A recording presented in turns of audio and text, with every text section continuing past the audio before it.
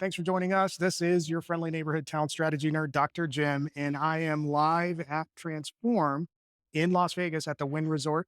And joining me today, I have Katya, who is the Chief People Officer of 1Password, joining us, and we're going to bust some myths. Katya, thanks for hanging out with us. Pleasure to be here. Thanks for hanging out. I think one of the things that we should probably chat about before we start busting myths is get a little bit more detail about your story, the work that you're doing at 1Password. Tell us what's interesting. What do you have going on in your world? Lots going on, Dr. Jim. I'm the Chief People Officer of 1Password. We are a identity security company, 18 years in the making. We take care of consumers and businesses, and we protect their identities. And I was hired about 2.5 years ago to scale the company. We're now around 1,200 people in 5 countries. I take care of anything that I would deem people related. We care deeply about our employees. We call them bits, and we have a lot going on in our business. It is a hyper growth, high scale environment. When you talk about your scaling effort, what was the thing that you didn't expect that you encountered when you joined 1Password? I joined, we were about 500 people. Today we're at 1,200. The market has significantly shifted. I did not expect, we came in and I was in a very tight environment from a talent perspective. That was in 2022. And it was really tough to find really technical talent on the market. And then all of a sudden, things started to shift in the economy. And today we are privileged to be in a really great place. We have benefited opportunistically from tech companies who haven't been as lucky as us. And we've got really great opportunity to bring on a lot of talent. We've got a lot of roles open. We're building from single product to multi-product, and we're in a very growing business. In short, it's like you don't expect all those churns in the market, and you have to adjust and pivot constantly. Good stuff. So you ready to bust some myths?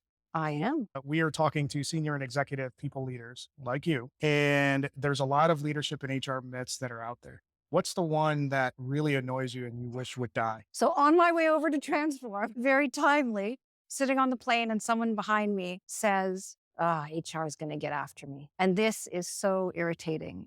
We are not a policing function. We are there to take care of anything people related, cultural related. And we have to deal with a lot of things on the go. It's not an easy environment, especially post-COVID.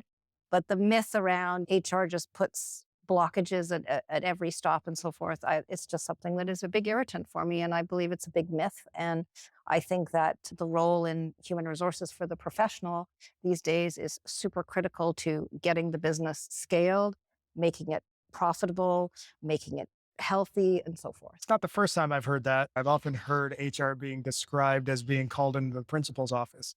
What are the things that they need to be doing to dispel that myth? I think first and foremost, you need to understand the business you're operating in. You need to understand the dynamics of what's going on in the market, how it affects your product or your service that you're offering.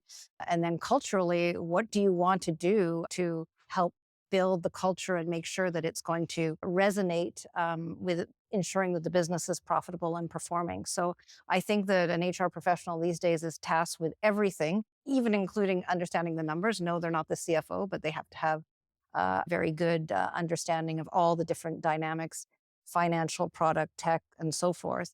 And I think that it's very important. We're no longer operating in just, we're just going to do programs and policies. Every day we are faced with new issues and so forth. And that's what keeps the profession interesting. There's something that you mentioned that's interesting that I'd like you to expand on. You talked about all the different things that's on HR's plate.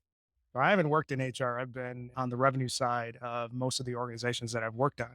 But one of the things that often bothers me about what functional leaders say is that whenever you're talking about people, culture, learning, development, the reflexive response is, oh, that's an HR thing. What are the things that you can do to shift that responsibility so it's more of a shared responsibility versus a quote unquote HR thing? I'm completely in agreement that it is shared responsibility. I think that we are enablers. We are subject matter experts. The other thing, I guess, coming back to your first question that I always have trouble with is people just think they all know HR, and HR is a profession you learn over time and it's constantly changing. So our job to make sure that it's a shared responsibility is clearly define what are we going to do versus what is leadership going to do and how are we going to shift those expectations. So role clarity is essential. I know we're just scratching the surface here. If people want to continue the conversation, what's the best way to get in touch with you? Easiest way is LinkedIn. Thanks for hanging out with us, Katya, and busting some myths.